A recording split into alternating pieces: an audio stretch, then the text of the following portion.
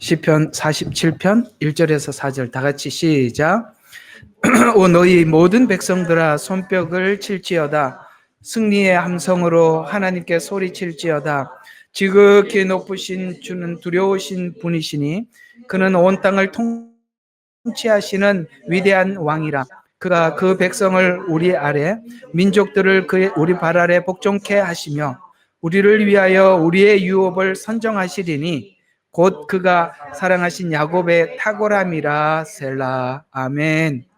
우리가 살다 보면 예측할 수 없는 위기를 만나기도 하고, 그럴 때 참 당황하는 사람이 있는가 하면 침착하는 사람이 있습니다. 그건 이제 사람의 성향이 아니라 그러니까 그리스도인을 이야기하는 것인데요. 위기를 만나면 세상 사람들이 위기를 맞이하고 보듯이 그렇게 위기를 보는 사람이 있는가 하면 여전히 그 위기 앞에서도 마음은 요동치 않고 평온한 그런 상태를 유지하고 살아가는 사람들이 있죠. 오늘은 이 말씀 들어가기 전에 시편 119편과 누가복음 6장에 있는 말씀을 가지고 여러분들의 마음을 조금 정리하고 오늘 말씀을 나누었으면 하는 마음으로 오늘 시편 119편 105절과 107절을 주시는 말씀을 한번 보도록 하겠습니다. 자, 시편 119편 105절에서 107절을 보면 이런 말씀이 있지요. 주의 말씀은 내 발의 등불이요 내 길의 빛이니이다. 내가 맹세하였고 그것을 행하리니 이는 내가 주의 의로운 명령들을 지키려 함이니이다. 내가 극심하게 고통을 당하였으니 오 주여 주의 말씀대로 나를 소생시키소서. 굉장히 어려운 시간이죠. 왜 등불이 필요합니까? 왜 빛이 필요하겠습니까? 어둠의 시간이기 때문에 그렇습니다. 우리는 살다 보면 어둠의 시간을 만나게 됩니다. 그때는 모두가 절박한 것이 빛입니다. 어디로 가나? 어느 방향으로 움직이고 있나? 이걸 알면 두렵지 않을 텐데 그걸 모르면 매우 두렵지요. 아마 이제 다들 마음이 되게 힘드실 겁니다. 나라와 민족을 위해서 기도해 오고 있었고 우리가 기대했던 이렇게 되었으면 좋겠다라고 생각했던 기대감과 어쩌면 좀 다른 길로 그 기대감이 무너지는 듯한 그런 우리가 상황을 보고 있기 때문이죠. 그나마 얼마 전까지만 해도 좀 우리와 반대되는 어제 얘기했죠. 우리가 이 복음이 잘못 전달되면은 정치적 그룹이 되기도 하고 사상이 될 수도 있다. 그것이 해방신학이다. 한번 말씀을 드린 적이 있습니다. 자유주의 신학이 원래 목적이 그랬었습니다. 그래서 이제는 그들과 그래도 옛날에는 대화를 나누었는데 이제는 마치 대화가 되지 않는 그런 상황에 처해져 있는 것 같기도 하고 또 하나님 조금 더 우리에게 시간을 주시고 좀 더 이 시간을 좀 연장시켜 달라고 기도했던 것들이 마치 다 무너져 내리는 듯한 이런 상황 아래 오늘 여기 이 말씀은 말씀을 알고 하나님께서 지금까지 창세기서부터 시작해 창조부터 지금까지 이 온 우주를 다스려 왔던 하나님의 목적, 하나님의 방향, 하나님께서 무슨 사건을 주시거나 어떤 상황을 주실 때마다 하나님께서 우리에게 뭘 요구하시는지 아는 사람은 오늘 여기 성경이 말씀하신 대로 등을 가진 자요, 빛을 가진 사람입니다. 하나님이 어느 지점을 향해서 가려고 우리에게 그 지점을 위해서 때로는 당근을, 때로는 채찍을 주시거든요. 그래서 그 지점에 가기 위해서 지금은 당근이 필요한 시간일 수도 있고 어느 때는 채찍이 필요한 시간이기도 하죠. 그리고 그 목적 지점에까지 가기 위해서 지금 현재 하나님께서 어떻게 움직이고 계시나 그게 등이죠. 이 두 가지를 가지고 있는 사람이라면 사실 그 상황이 두렵지 않은데 그걸 모르면 매우 위태위태한 그런 마음을 가지게 됩니다. 그래서 내가 맹세하고 6절을 보면 맹세하고 그것을 행하리니 이는 내가 주의 의로운 명령들을 지키려 함이라. 내가 극심하게 고통을 당하였으니 주여 주의 말씀대로 나를 뭐 해달라고요? 소생시켜달라. 이럴 만큼 참 힘들어요. 이런 정황들을 우리 한국 교회는 지금 훈련이 필요합니다. 여러분들은 이제 오늘 이렇게 저도 2시부터 뉴스를 봤어요. 밤 꼬박 세웠습니다. 지금 어떻게 돼가나. 도대체 이게 뭔가가 뭐가 뭘 하려고 그러나 이게 잘 진행이 될까? 참 기도하는 마음으로 거의 뭐 밤을 새워가면서 쭉 지켜봤고 그랬었었는데 그런 생각이 들어요. 우리는 5년 동안 사실 중국에 있으면서 내내 이런 상황을 겪어왔거든요. 예측하지 못한 변수들이 막 밀려옵니다. 뭐 그것이 여기저기에서 가정에서 터지기도 하고 사역 현장에서 일어나기도 하고 마음은 늘 불어나고 언제 무슨 일이 갑자기 밀려올지 모르니까 이 긴장감. 우리는 가만히 생각을 해보면 우리가 한 60년 넘게죠. 이게 우리 한민족의 역사를 쭉 보면 참 태평성대, 아무리 그래도 가난해서 힘들었지 어떤 생명의 위협은 받지는 않아 왔잖아요. 전쟁이나 혹은 무슬림 쪽에 예수를 믿는 사람들은 매일매일 생명의 위협을 느끼고 살아야 했고, 전쟁이 일어나면 이 가족 중에 한 사람이 언제 무슨 일을 변을 당할지 모르는 이 불안한 시간들, 그 두려움도 힘들지만은 삶도 이렇게 살아가는데 먹거리도 이렇게 준비를 해서 이게 하루하루 먹고 사는 것도 불안하고 힘들고, 그러니까 양쪽이 진퇴양난이죠. 한쪽은 불안하고 한쪽은 너무너무 이게 이게 생계를 유지해야 되고, 이런 불안한 상황 속에서 살아가는 사람들이 지구상에 얼마나 많겠어요. 우리는 너무나도 자유 속에서 너무나도 편안하게 살다 보니까 이게 말도 안 되는 그런 일들을 우리가 하고 그러지 않습니까? 그래서 우리는 아마 다들 그런 생각은 하실 것입니다. 우리 지금 이 상태로는 말로는 고쳐질 시간은 지났다, 이런 생각은 많이들 하실 것입니다.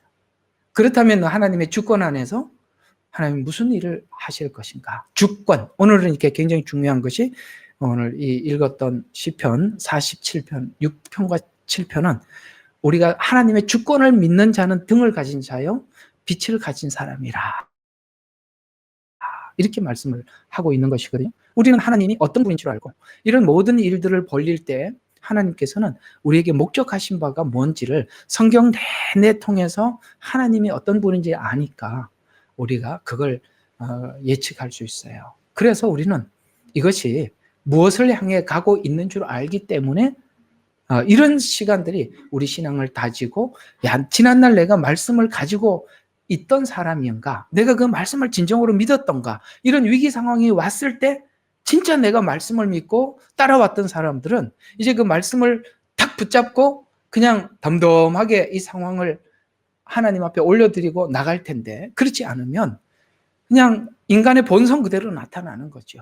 그게 이제 누가복음 6장에 있는 나무마다 그 열매를 안 하니 그 속에 있는 가시나무, 무화과, 누가 그 속에 가시나무가 있었던지 무화과를 가지고 있었던지 찔레나무에서 포도를 얻지 못한다라고 말씀하신 것처럼, 오늘 이런 상황이 왔을 때 내뱉는 말을 보면 내 안에 하나님 말씀이 담겨 있었는 건지, 그리고 그걸 진정으로 믿었는지, 그것이 말로 표현이 되더라는 것이죠. 정말 중국에서 너무 여러 번 이런 상황을 만나니까 딱 남는 거는 아무것도 없더라고요. 뭐 뒤에 빼기고 뭐 아무것도 필요 없어요. 내가 하나님을 얼마나 신뢰하느냐 못하느냐에 따라서 완전히 절망적인 막 사시나무 떨듯이 떠는 친구들이 있는가 하면, 실제 그런 상황들이 많으니까 잡혀가서 조사를 받고 정말 언제 무슨 일이 일어날지 몰라요. 그러니까 그럴 때 진짜 마음에 하나님을 신뢰하고 믿는 사람들이 그 상황을 극복하고 해결하는 방법과 전혀 하나님의 말씀이 마음속에 없는 사람들이 그 당황스러운 현상을 만났을 때 대하는 태도는 정말로 달랐습니다.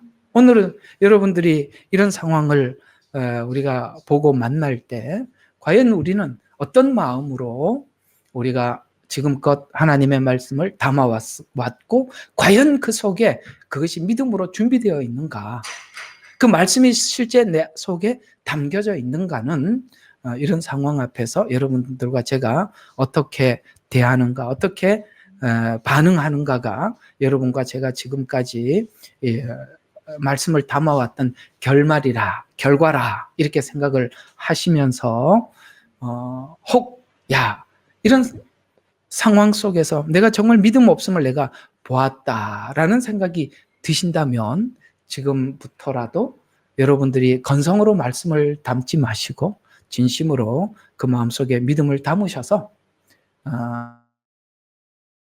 이거보다 더 훨씬 더 어려운, 그야말로 표를 받느냐 마느냐, 생명의 위협을 받고, 이해가 가시죠? 뭐 그런 상황이 온다 할지라도 과연 나는 그 앞에서 어떤 행동을 취할 것인가? 내가 과연 내 속에, 오늘 본문이 그러잖아요. 속에 무엇을 가지고 있는지, 가시를 가지고 있고 무화과를 가지고 있는데 속에 있는 게 뭔지를 상황이 오면 뱉어내는 말로 그 속에 무엇이 있는지 다 증명될 수밖에 없지 않느냐라고 말씀하시는 것처럼, 사실 우리는 너무나도 안일한 속에서 신앙생활을 해왔기에 이런 적절한 긴장감이 우리에게 필요하기도 합니다. 그런 차원에서 여러분들이 당황하지 마시고 이런 일들이 그저 한두 번 있는 것이 아니라 줄지어 찾아올 수도 있다. 그때 내가 어떻게 하나님 앞에 말을 할 것이며 어떤 믿음을 가지고 살 것인가. 지금 내가 가지고 있는 믿음이 실제적인 믿음인가,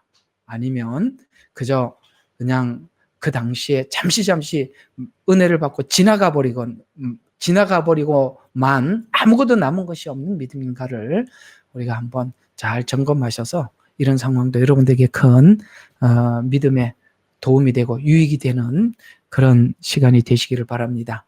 아셨죠? 우리는 다른 길을 가는 사람들이에요. 그러니 너무 그러지 마십시오. 왜냐하면 오늘 주제가 그래요. 그 설교 따라서 그렇게 어떤 목사님이, 사모님이 그러더래요. 어디 좀 고통스러운 설교를, 본문을 이제 강의를 하려고 그러니까 사모님이 와서 여보, 좀 신나는 설교하면 안 돼? 그러시더라는 거예요. 그래서 왜 그러냐 그랬더니 당신이 설교한 대로 되더라. 성도들이 당신이 이 고난을 설교하기 시작하면 모두가 고난이 찾아오고, 즐거운 설교를 하니까 성도들의 삶도 즐겁더라. 좀 신나는 설교 좀 해주세요. 이렇게 요청을 하더래요. 그래서 알았다고, 신나는 설교를 하겠다고 해놓고 본인이 원하는 설교를 하셨다. 이런 이야기를 들었습니다. 우리가 지금 시편을 하잖아요. 그러니까 시편이 멀리 있는 게 아니라 와 있잖아요. 지금 상황이 와 있잖아요. 그러니까 이게 시편이 실습을 안 하면 멀리 있는 메시지가 되는데 실습을 할 수 있는 기회가 왔잖아요. 그죠? 그러니까 시편을 마음에 담아서 우리 영성을 자라게 하도록 합시다. 자, 진정한 믿음은 뭘까요? 믿음이 하나님이 나에게 맞추라고 하는 믿음은 내 믿음이죠. 그러나 하나님이 원하는 믿음은 하나님께 맞추라고 하는 것입니다. 그걸 우리는 성경에서 말하는 하나님의 주권이라 이렇게 이야기를 하는 것입니다. 그러니까 진정한 믿음은 어떤 믿음이냐? 하나님이 내게 맞추는 게 아니라 하나님의 주권 안에 내 믿음을 맞추어 나가는 것이죠. 상황을 어떻게 주든지, 내가 편리한 상황을 주든지 불리한 상황을 주든지 간에 그것을 하나님께서 이유가 있어서 주셨다, 목적이 있어서 주셨다라고, 그걸 내가 하나님이 주신 상황 속에서 그걸 받아들일 때 우리는 어떤 상황이 오더라도 우리 마음은 평온한 것입니다. 찬송가에 보면 평화로다. 어디에서 내려와요? 하늘 위에서 내려오네. 그렇습니다. 평화는 하나님이 주신 말씀 안에서 우리에게 잔잔한 평화가 있는 것이지, 이 말씀이 없으면 불안하기 짝이 없죠. 그렇게 되듯이 바로 하나님의 주권 통치 안에서 찬양하는 찬양입니다. 그래서 오늘 본문을 잠시 한번 보면 오 너희 모든 백성들아 손뼉을 칠지어다. 칠지어다. 그 다음에 승리의 함성으로 하나님께 소리칠지어다. 지극히 맞아요. 지극히 높으신 주는 두려운 분이시니 그는 온 땅을 뭐 한다고요? 통치하시는 위대한 왕이라. 주권 통치하시는, 그러니까 하나님이 통치하셔서 때로는 그 통치 아래서 아합 아래서 사람들이 받아야 될 훈련이 있는가 하면 그렇죠? 다윗 아래서 통치 아래서 받아야 될 훈련이 있다는 것이죠. 그런 모든 정황은 하나님의 주권 안에서 허락되었기 때문에 오는 것이다 라는 뜻에서 하나님은 뭐라고요? 여기 지극히 높으신 주는 두려운 분이시니 그는 온 땅을 통치하시는 위대한 왕이라. 그리고 우리가 보면은 그 나라마다 세운 왕이 통치하는 것 같지만 그 왕을 누가 통치하고 있어요? 하나님께서 통치하신다. 그가 그 백성을 우리 아래. 자, 여기 어떤 말이 계속 나오느냐면 이런 말이 나옵니다. 하나님의 통치의 중심에 누가 있느냐면 이런 이야기가 있어요. 자, 우리를 위하여. 그렇죠? 우리 아래 민족들을 우리 발 아래 복종케 하시며 우리를 위하여 우리의 유업을 선정하시리니 곧 그가 사랑하신 야곱의 탁월함이라. 셀라. 우리. 그러니까 하나님은 통치를 하는데 누구를 항상 염두하고 바로 우리를 염두하고 우리를 위해서 통치하신다. 이렇게 말씀하심으로써 하나님께서 이런 이야기가 되는 것입니다. 하나님이 심판을 결정하실 때 하나님께서 때로는 우리를 위로하기 위해서 세운 왕, 때로는 우리를 채찍질하기 위해서 세운 왕들은 우리를 위해서 하나님 주신 자들이라는 것이죠. 우리가 때로는 살아가면서 하나님 앞에 채찍이 필요할 때가 있는가 하면 위로가 필요할 때가 있어서 그 상황, 그 시대에 맞춰서 하나님께서 그들을 왕을 세우심으로써 하나님께 우리를 경영해 가신다. 이것이 하나님의 주권 안에 일어나는 일이라 하고 말씀을 하고 있는 것입니다. 그래서 오늘 하나님을 경험한 백성들은 하나님의 주권 영역 안에서 주권 영역이 온 세상이기 때문에 모든 민족이 하나님 주권 안에 있음을 찬양할 수밖에 없게 되는데 창조를 넘어서 역사를 주관하시는 하나님임을 찬양하는 것입니다. 그래서 하나님의 주권 목적은 믿는 믿음이 화평으로 통일시키기 위한 하나님의 주권적 행위임을 믿으라는 거예요. 화평으로. 왜냐하면 결국에는 왜 이렇게 분쟁이 일어나고 왜 이렇게 늘 충돌이 일어나느냐라고 생각을 하지만은 주님께서 이 땅에 오신 것은 십자가로 화평을 이루셔서 이 하나님의 목적이라는 거예요. 화평.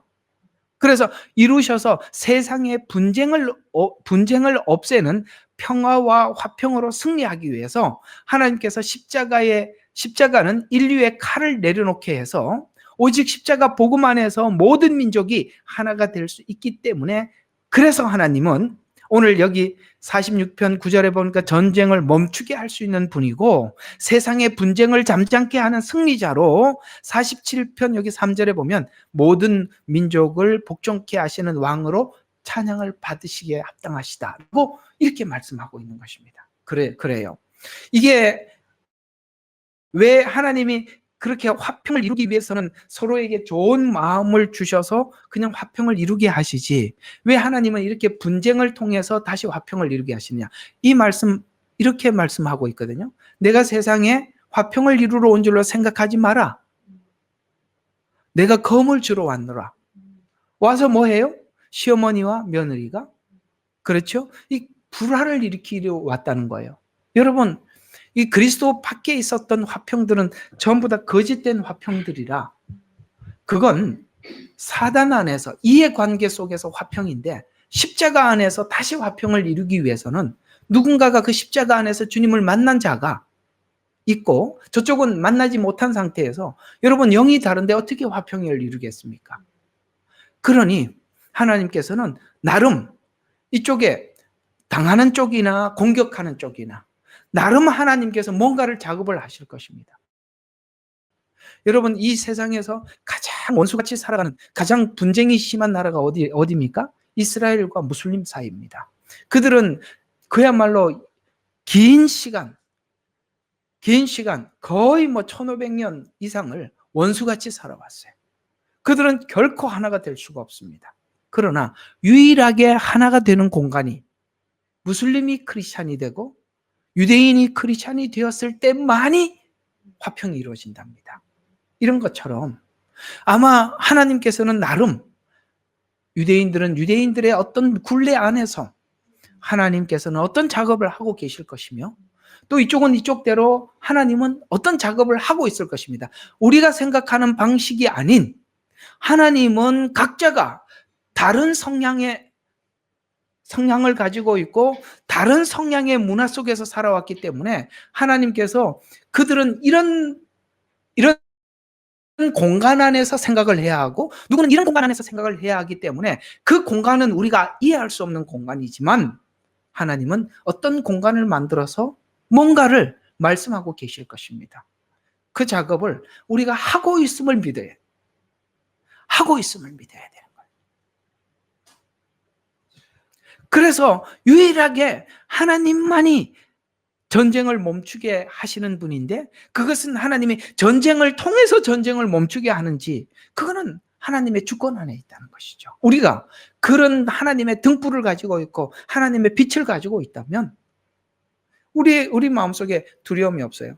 저는 여러분들 어떻게 생각하실지는 모르겠습니다만 이런 상황이 왔을 때 아마도 이 방에 있는 여러분 많은 분들은 당황스럽게 이게 뭐야? 내가 이때까지 기도했는데 하나님께서 왜 이런 상황을 만들어? 이렇게 생각하시는 분들은 저는 우리 방에는 없었다고 생각합니다. 하나님 뜻이 있겠죠. 하나님의 이유가 있겠죠. 아마 여러분들은 각자가 그렇게 생각했으리라고 생각합니다. 왜 그러냐면 우리는 지금까지 하나님의 말씀을 배우고 축적되어 있는 기본이 있었기 때문에 이런 하나님의 말씀이 없으면 세상 사람들과 다를 바 하나도 없이 대할 겁니다. 그러나 말씀이 있고 하나님의 약속을 믿고 하나님의 일하심을 아는 사람들은 그것조차도 하나님의 어떤 거룩한 뜻을 쫓아서 하나님께서 이런 무언가를 하고 있지 않나라고 하나님 앞에 올려드리는 것은 오늘날 지금까지 저와 여러분이 하나님을 아는 증거요. 하나님에 대한 이해가 있었기 때문에 믿음이 있었기에 우리가 그렇게 할 수 있는 것입니다. 저희들은 정말 많이 겪었습니다. 이런 상황들을. 그러면 한번 그냥 겪어보시는 것입니다. 그러나 이건 필연적으로 우리에게 공부가 필요해요. 실습이 필요해요. 앞으로 이런 일들이 무진장 많이 올 텐데 그때마다 당황할 수는 없어요. 그만큼 우리 속에 말씀을 담아두는 것이 위기 상황에 보면 그 속에 말씀이 담겨 있는지 없는지를 확인할 수 있는 시간이 되기 때문에 그렇습니다. 그래서 인간의 통치는 통치자의 탐욕과 죄와 어떤 지도자가 등장하더라도 갈등을 가질 수밖에 없어요. 여러분 성경에 보면 남유다 왕들의 이야기와 북이스라엘의 왕들의 이야기가 쭉 나오는데 남유다는 그나마 하나님을 섬기는 왕들이 있었어요. 그러나 북이스라엘은 그야말로 인간의 탐욕에 의해서 세워진 나라 아닙니까? 그런데 그 짧은 기간에 얼마나 많은 쿠데타가 일어났고 그 다음에 그 쿠데타가 일어날 때마다 그 전 왕조는 마치 그 친척들까지 전멸을 시키고 또 다른 왕조가 등장하면 또 다음 왕조가 또 그렇게 하고 이 일을 반복하는 것을 볼 수가 있는 것입니다. 그렇게 인간의 탐욕은 정권을 잡고 실력을 가지면 무자비해지는 것입니다. 그건 인간의 탐욕이 정권을 가졌을 때 걸러지지 않는, 절제되지 않고 나오는 그 모든 것을 보여주는 것입니다. 이걸 누가 해결할 수가 있겠습니까? 인간의 마음속에 있는 이런 죄와 탐욕을 인간은 해결할 수가 없는 것입니다. 이건 바로 하나님만이 잠재울 수 있는 것입니다. 그래서 결국에는 하나님께서 일하심으로써 우리는 하나님의 임재로 하나 될 수 있음에 대한 믿음을 갖는 것입니다. 우리는 저쪽 사람도 이쪽 사람도 저쪽은 버렸니? 우리가 자꾸 그렇게 울타리를 칼로 자르듯이 자르지 마세요. 하나님의 일하심은 알 수 없는 것입니다. 어떻게 할지 모릅니다. 우리가 하나님 앞에 완전히 반대쪽에 있다가 바울이 돌아왔어요. 우리는 정말 하나님 반대쪽에 있다가 이렇게 하나님 앞에 돌아온 사람이에요. 사람들마다 그런 게 있는 거예요. 누구는 영적으로 열려가지고 정말 사단으로부터 계속 뭔가를 듣다가 하나님께로 돌아올 수도 있고, 어떤 사람은 지식으로 열려가지고 계속 하나님 반대쪽으로 가다가 하나님을 우리는 알 수 없는 거예요. 우리가 반대쪽으로 갔다고 해서 하나님이 버리는 것이 아니라 도리어 바울과 같이 저 끝에, 율법의 가장 끝에, 그야말로 그 율법이 가만히 있는 것이 아니라 예수님을 핍박하는 자였지만 돌아왔던 우리는 하나님의 그 전능하심을 우리가 보았지 않습니까? 이런 관점에서 보면 우리가 뭔가를 나누는 것이 아니라, 나하고 틀리면 이 틀 안에 들어오지 않으면 다 틀렸다가 아니라, 하나님은 일하심이 신명막측할 뿐만 아니라 우리는 알 수 없는 방식으로 일할 수 있다는 사실을 믿는 것입니다. 그 믿음만이 우리가 사람과 사람을 나누지 않고 하나님을 잠잠히 기다리게 하는 것입니다.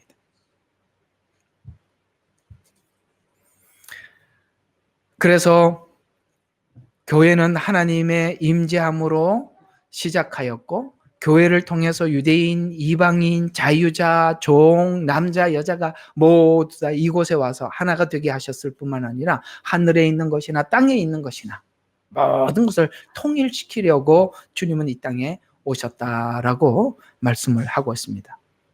그래서 하나님의 임재와 하나님의 통치를 강조하면서 이제 시편 47편에서 나팔 소리와 함께 높이 들려지는 장면을 통해서 하나님께서 최후에 우리가 이렇게 될 것이라고 믿기 때문인 것입니다. 우리는 항상 이렇게 막 세상이 막 이렇게 되돌아가면 우리 마음속에 주님 언제 오시나?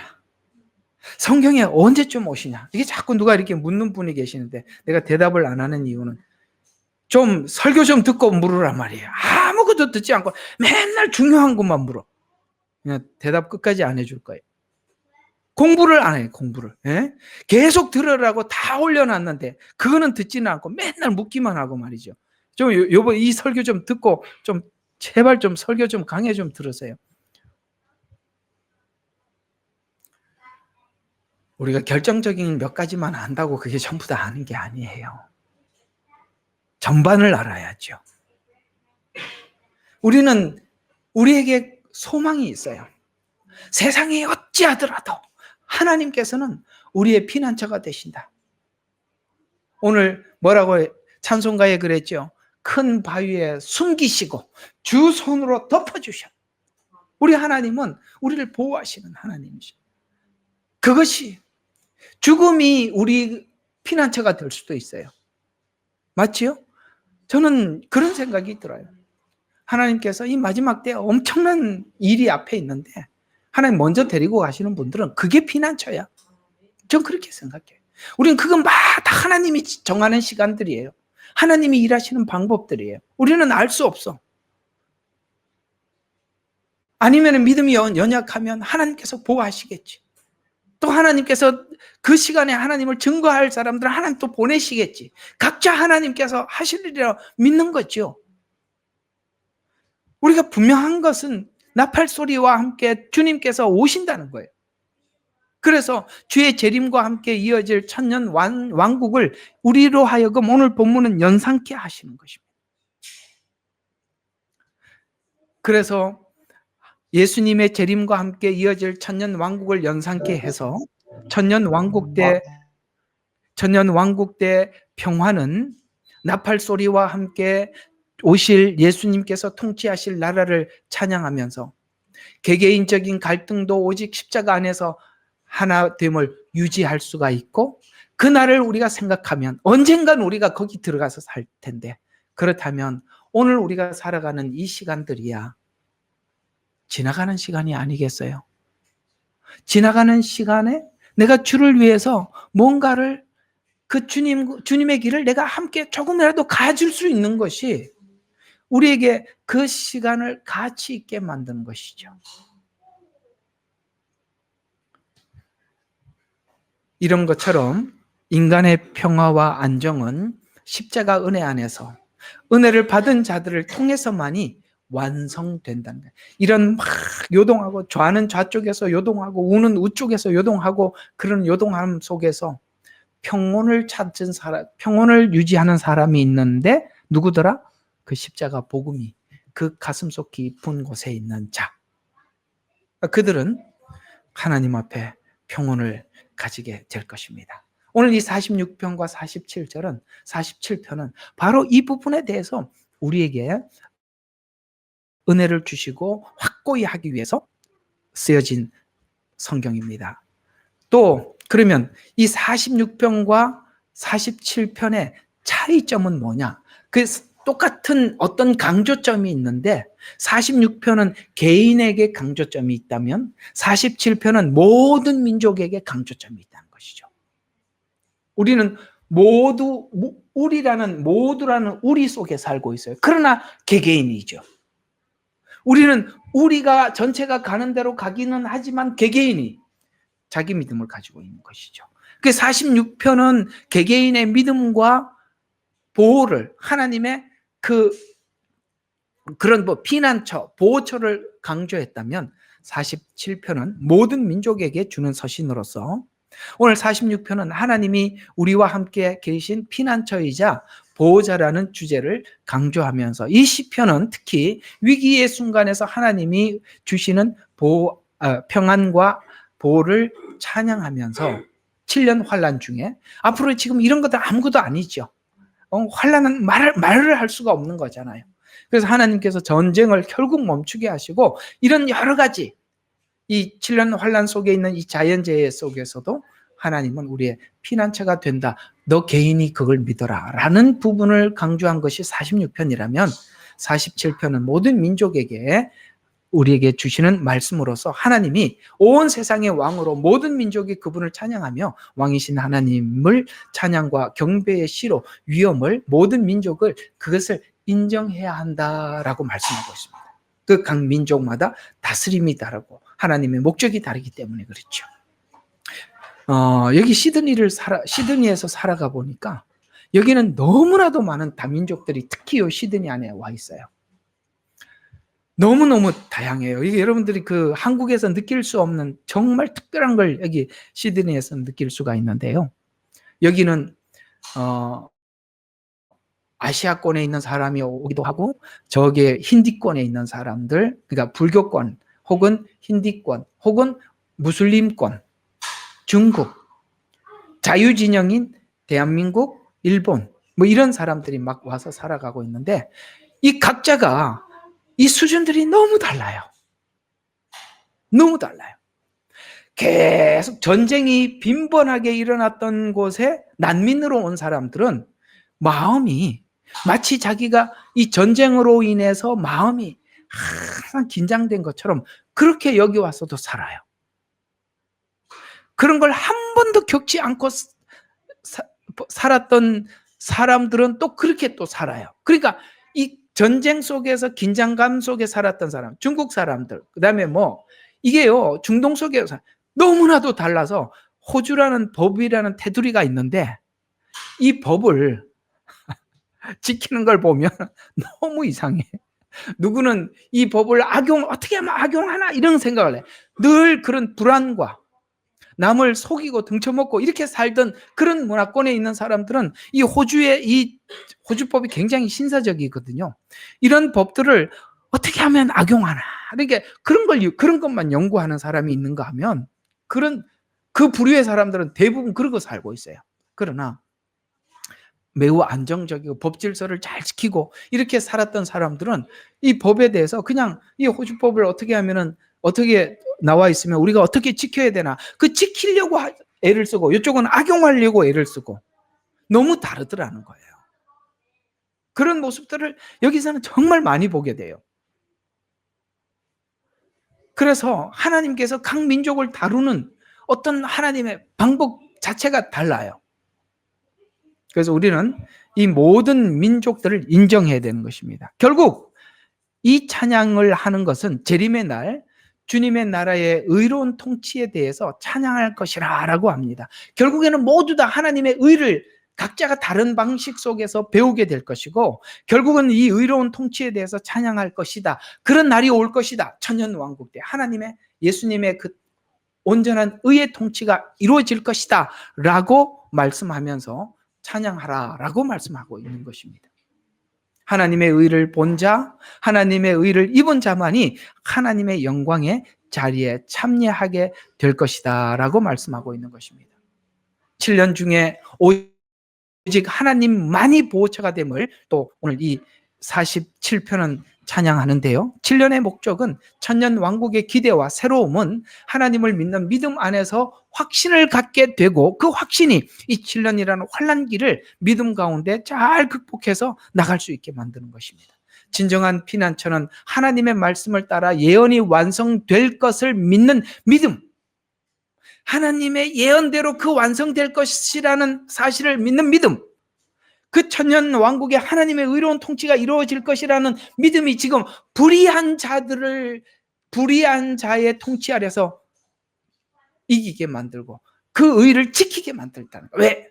하나님이 그들을 심판하실 것이고 우리는 그 불의 안에서 의를 더 빛나게 만들 것이니까.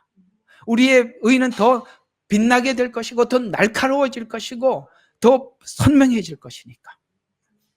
그래서 이렇게 하나님의 예언이 완성될 것을 믿는 믿음만이 여기 이제 46편과 47편에서 7년 환란에 있을 전쟁, 자연재해 이런 것들이잖아요.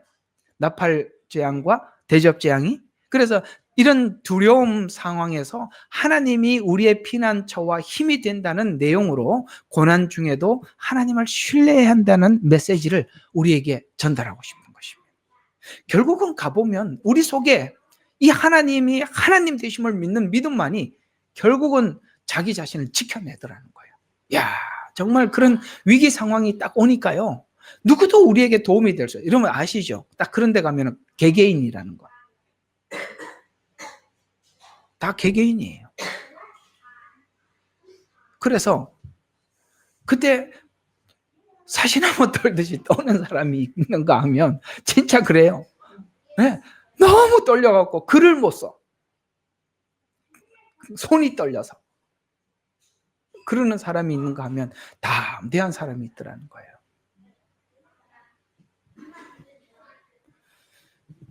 그래서 우리가 하나님의 말씀은 하나님 말씀대로 이루어지고 완성하실 하나님의 주권을 찬양하는. 그래서 우리가 그 주권을 미리 찬양하는 거예요.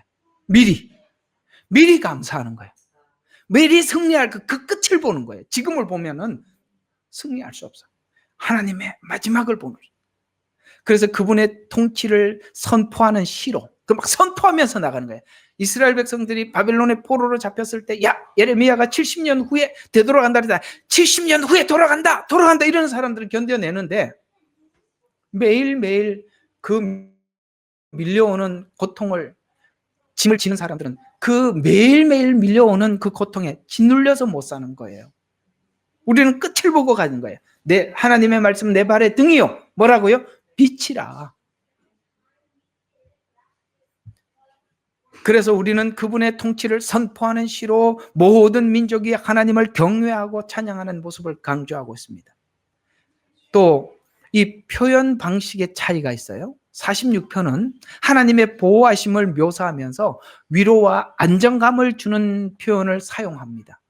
하나님은 우리의 피난처시요, 이런 표현이 중심이 됩니다만 47편은 좀 더 나가서 적극적으로 환호하는 시로 찬양하라라는 명령어가 반복된다는 거예요. 그게 뭐예요? 우리는 그런 게 있어요.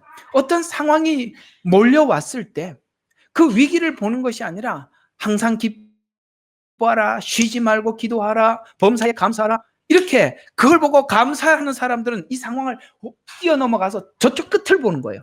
기뻐하라, 끝을 보기 때문에 기뻐하는 거예요. 왜 데살로니가 후서에 이 말이 나올 거예요. 재림을 이야기하면서 엄청난 어려움이 있을 것이라고 얘기를 하면서 쉬지 말고 기도하라, 범사에 감사하라. 이게 뭡니까? 뛰어넘어가라는 거예요. 오늘 여기 보니까 찬양하라, 명령어가 반복된다는 거예요. 그럴 때 우리에게는 믿음이 생기고 하나님을 바라보는 기대가 생기는 것이죠. 그러면 이 영적 의미의 차이는 뭐냐? 46편은 하나님과의 개인적인 관계가 위기 속에 피난처가 된다는 믿음을 강조한다면, 주님이 피난처가 된다. 47편은 그걸 하는 것은 하나님의 주권 안에서 일어나는 일이다. 그래서 세상의 왕으로 찬양받으실 분임을 선포하는 것입니다. 선포, 이게 중요해요. 이런 위기 속에서 어떻게 선포하느냐, 어떤 말을 하느냐가 너무 중요하다는 거죠. 그래서 46편은 위로와 보호를, 47편은 찬양과 경배를 강조해서, 이 강조하려는 것에서 분명히 하지 못한 것을 서로, 오늘 46편과 47편은 개인이고 여기는 모든 민족이다 보니까 그걸 못한 것에 대해서 서로 보완을 해주기 위해서 이 둘은 나누어져 있다라는 뜻입니다. 그래서 오늘 이 47편은 하나님은 온 세상의 왕이다, 주권자다 라고 말씀하시는 오늘 1절을 하나하나 보도록 하겠습니다. 오 너희 백성들아 손뼉 칠지어다, 승리의 함성으로 하나님께 소리칠지어다. 이게 어떻게 하는가가 너무 중요한 거예요. 손뼉을 치고 소리를 지르고, 아시겠습니까? 이게 너무 중요한 거예요. 그래서 죽었네 이런 게 아니라 하나님을 향해서 선포하는 거예요. 말로. 이게 너무 중요하더라는 거예요. 여호와는 나의 목자시니 내게 부족함이 없. 야, 진짜 어려우니까요. 성경도 못 보잖아요. 잡혀가고 무슨 일이 당할지 모르는데 딱 거기 가보니까 남는 게 외우는 성경 구절 외에는 하는 게 없더라고. 그때 막 성경 구절이 외워지는 거예요. 그러면 하나님 앞에 외워지는 성경 구절을 막 선포하는 거예요. 그리고 하나님을 의지하는 거예요. 그게 그렇게 힘이 돼요. 오늘 여기 보면 뭘 손뼉치라는 겁니까? 왜 어떤 함성으로 소리를 지르라는 것입니까? 출애굽기 14장과 15장에 이런 찬양들이 쭉 나오거든요.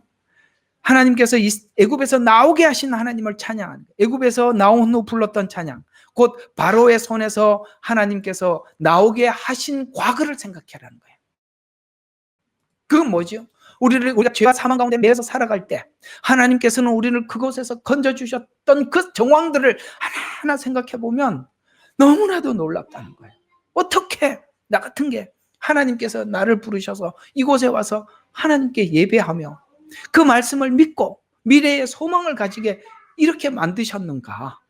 그 과거들을 쭉 생각해 보면서 이 바로라는 이 죄악의 깊은 곳, 그 그늘에서 하나님께서 우리를 건지시는 그 하나님의 능력을 생각해봐라.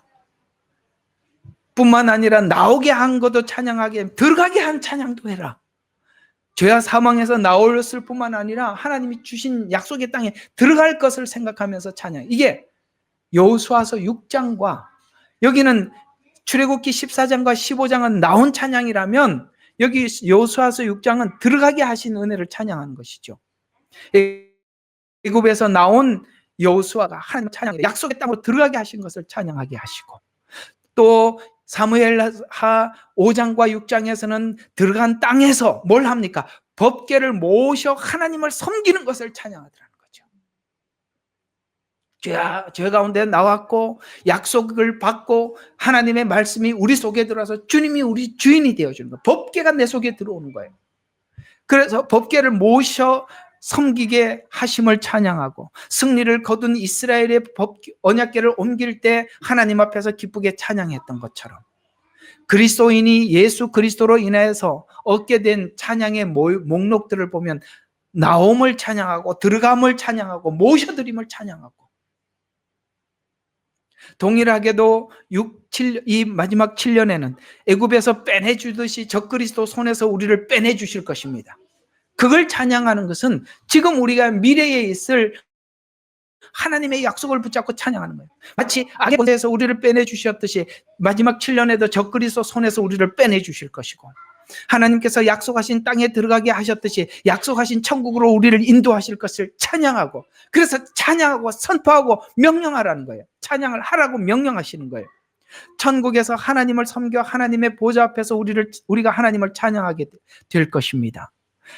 하나님의 주권 안에서 계획된 언약의 성취를 믿는 믿음이 우리에게 진정한 피난처가 됩니다. 결국은 피난처란 어디냐? 피지 섬도 아니고 뉴질랜드도 아니고 호주도 아니고 하나님의 말씀을 믿는 그 여러분 속에 있는 그 말씀 자체가 우리의 피난처가 되신다는 거예요. 당해보세요. 딱 말씀 외에는 아무것도 우리에게 도움이 될 게 아무것도 없습니다. 진짜 아무것도 없어요. 2절, 바로와 같은 적 그리스도로부터 건져내신 하나님은 경외받으시기에 합당하신 분으로 온 땅을 통치하시되 악에서 건져내시며 약속하신 땅에 이르게 하신 하나님을 찬양하는데, 애국 군대를 홍해에 빠뜨리고 자신의 백성을 구원하신, 오늘 우리의 백성, 당신의 백성들을 구원하신 그 하나님. 그래서 출애굽기 15장 아까 불렀던 그 노래에 보면 주여 신들 가운데 주와 같은 이가 누가 주와 같으리까? 누가 주와 같이 거룩함이 영화로우며 찬양받을 만큼 두려우며 이적을 행하리이까? 주께서 오른손을 뻗치시니 땅이 그것을 삼키나이다. 주께서 구속하신 백성을 주께서 주의 자비로 인도하셨으며 주께서 그들을 주의 권능 안에서 주의 거룩한 처소로 인도하셨나이다. 이 찬양을 받으실 자 누구니까? 이건 무슨 말이죠? 구원에서 통치와 다스림까지. 이것을 오늘 하나님께서 그 이스라엘 백성들을 건져주셨던 것을 생각하면서 이 날을 되새기면서 계속 그 후손들이 시편 105편 1절과 45절 그냥 간추려 보면 이 시는 아브라함에게 약속하신 대로, 이게 모든 것이 하나님의 주권 안에서 일방적으로 약속하시고 약속하신 대로 쭉 주권대로 이끌었단 말이에요. 이걸 우리가 예정이라고 지금 계속 배워왔지요. 이 시는 아브라함에게 약속하신 대로 이끄셨던 과거를 회상하면서 하나님께 감사하고 그분의 거룩하신 이름을 찬양하며 그분이 이스라엘을 위해 지난날 행하신 놀라운 일들을 회상하면서 이스라엘 백성은 이집트에서 건져내시고 약속의 땅으로 인도하신 하나님의 능력을 찬양하는 이유가 바로 이런 방식으로 이런 방식으로 하심의 놀라움을 찬양하는 것입니다. 여러분, 구약에 있었던 수많은 예언을 하시고 예언을 성취하신 그 성취의 이유와 목적은 무엇이냐면은, 여러분이 마지막 때 있을 이런 하나님의 예언이 그 구약에 하나님이 예언을 하신 대로 성취되었듯이 마지막 때도 성취될 것을 믿으라는 믿음을 위해서 주신 것이죠. 그러니까 우리가 구약에 있었던 하나님의 그런 일하심에 대한 확신이 없으면 미래에 대해서 믿지를 못해요. 그래서 우리가 구약에 있는 수많은 예언서들이 있어요. 신약에는 딱 한 권의 예언서가 있어요. 왜 구약에는 그렇게 많은 예언서가 있었을까요? 그렇게 많이 이렇게 예언이 필요했던 것입니다. 그 많은 예언서들은 마지막 7년에 있을 믿음을 주기 위해서 앞에 예언서가 있는 것입니다. 예언대로 되었잖아요. 그런 것처럼 마지막 때도 통일하게 예언대로 될 줄로 믿으라는 거예요. 그래서 우리가 하나님의 말씀을 먼저 믿는 믿음을 가져야만이 그 후에 있을 일들에 대해서 준비할 수 있는 거고 믿음을 가질 수가 있는 것입니다. 그래서 후손들에게 계속 그 앞에 있었던 이 일들을 자꾸 되새기게 해서 훗날 하나님께서 승리를 주실 줄로 믿으라는 거예요. 그래서 우리가 성경을 미리 묵상하고 성경에 대한 믿음을 갖지 못하면 결코 우리는 어떤 것에서도 우리 자신을 지켜낼 수가 없는 것입니다.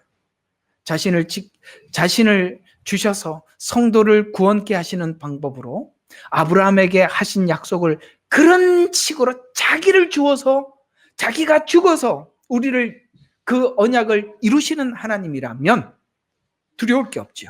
우리는 제일 약속을 누군가와 했다면 그 약속을 한 사람이 나에게는 아무 근거가 없고 내게는 아무 능력이 없는데 그쪽에서 약속을 지키느냐 안 지키느냐에 따라서 내 모든 것이 달려있다면 나를 믿으면 안 되죠. 안 그래요? 나를 믿으면 안 되죠. 상대방이 어떻게 할 건가? 여기에 모든 게 달려 있는 거 아니겠어요? 이게 요즘 이렇게 믿음을 준비하는 사람들은 보면 자기 믿음을 준비하고 있어요. 그 믿을 게 못 돼요. 아니, 여기 지금 예배 드리고 나가서도 마음이 바뀔 텐데 어떻게 믿겠어요? 우리는 우리를 믿을 수 없어요. 그러나 우리가 분명히 믿는 근거는 뭡니까? 갈라디아서 1장 4절에 보면 주께서는 우리의 죄들로 인하여 자신을 주셨으니 이는 하나님 곧 우리 아버지의 뜻에 따라 이 악한 세상에서 우리를 구원하시려 함이라는 이 믿음이 우리 모든 믿음의 전부가 되는 것입니다. 그분이 이런 마음으로 우리에게 약속하신 약속을 성취하는 분이라면 앞으로 있을 모든 일들에 대해서 아무 걱정이, 왜? 그분을 신뢰하니까. 이렇게 구원하신 하나님이 왕으로 오셔서 통치하실 나라를 생각하며 우리는 오늘 찬양을 하라, 하나님을 노래를 부르라. 요한계시록 19장 6절에 보니까 주 하나님 전능하신 이가 왕노릇 하신다, 이 날이 올 줄로 믿으라. 자, 3절 4절까지만 하겠습니다.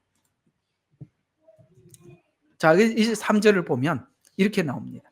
자, 3, 4절은 자신이 십자가에 죽으셔서 완성할 영원한 하나님의 승리의 통치에 관한 이야기. 그러니까 우리의 믿음의 근거는 앞에 있는 이걸 근거로 앞으로 미래에 대해서 이 승리의 통치를 믿는 거거든요. 그래서 하나님의 지혜를 생각할 때 찬양하고 찬양했던 다니엘서 2장 2절과 20절과 21절에 보면 다니엘이 말하여 이르기를 하나님의 이름은 영원 무궁토록 하나님의 이름을 영원 무궁토록 송축받으리로다. 이는 지혜와 능력이 그분의 것임이라. 그는 때와 시기를 바꾸시며 왕들을 폐하시기도 하고 왕들을 세우시기도 하고 필요에 따라서. 그래서 현자들에게 지혜를 주시고 명철을 아는 자들에게 지식을 주시며 깊고 은밀한 일들을 나타내시며 그는 어둠 속에 있는 것을 아시며, 아무리 어둠 속에서 무슨 교묘하게 나쁜 짓을 꾸며도 하나님 다 아신대요. 빛은 그와 함께 거하는도다. 할 말이 없죠. 여러분, 악한 왕을 세울 때는 이유가 있는 것입니다. 선한 왕을 세우는 것도 이유가 있는 거예요. 우리는 태평성대만 원하죠. 이스라엘이 언제 태평성대가 있었어요? 늘 굴리고 좌로 굴러 우로 굴러 이래서 군대 가니까 그거밖에 안 시켜. 처음에 아이고 사복 입고 들어갔는데 좌로 굴러 우로 굴러 이래서 나는 왜 이렇게 굴리는지 나중에 알았어요. 재미있는 이야기지만 이 주머니에 동전 소리가 안 나야 안 굴립니다. 우리는 눈치를 챘죠. 이 동전 소리가 안 날 때까지 굴리는구나. 야, 주머니 동전 다 빼라. 나중에 교관들이 다 주워갔어요. 왜 굴리는지 봤더니 그 안에 있는 돈 다 꺼내놓고 가라는 거예요.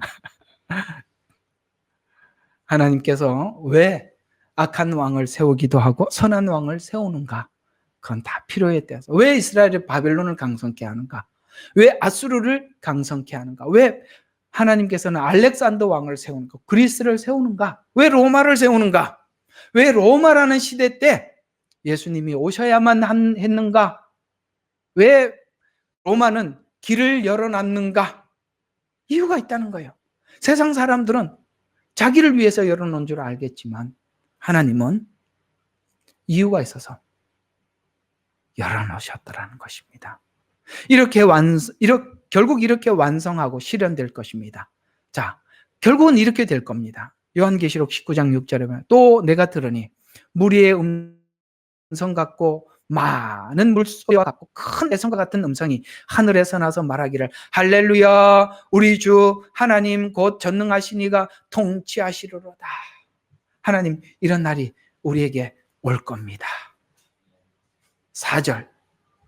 그래서 이 통치를 위해서 하나님을 믿고 따르는 자들을 향해 준비하신 상상하지 못할 기업을 준비하신, 주님을 믿고 따라온 자들에게 하나님은 상상하지 못할 기업을 준비해 두었는데 여호수아서 24장 13절에 보니까 내가 너희에게 수고하지 아니하는 땅과 너희에게 건축하지 아니한 성읍을 주었더니 너희가 그 가운데 거주하며 너희가 심지 아니한 포도원과 감람원의 열매를 먹고 있느니라. 여기 고린도전서 15장인가 부활장에 가보면은 하나님께서 너희에게 주고자 하는 것은 너희가 마음으로 생각하지도 못하고, 그렇죠? 구원의 계획이 그러며 훗날 하나님께서 우리에게 주시고자 하는 상급은 우리가 생각하지도 못했던 걸 하나님 준비하고, 그래서 우리 찬송가에 보면 그런 찬송가, 손에 들고 기다리시네. 손에 들고 주님은 우리를 기다리고 계신다. 주님은 이 땅에 오신다고 이야기하면서 뭐라고? 내가 너에게 속히 갈 것이다. 왜요? 너에게 줄 상이 있어서.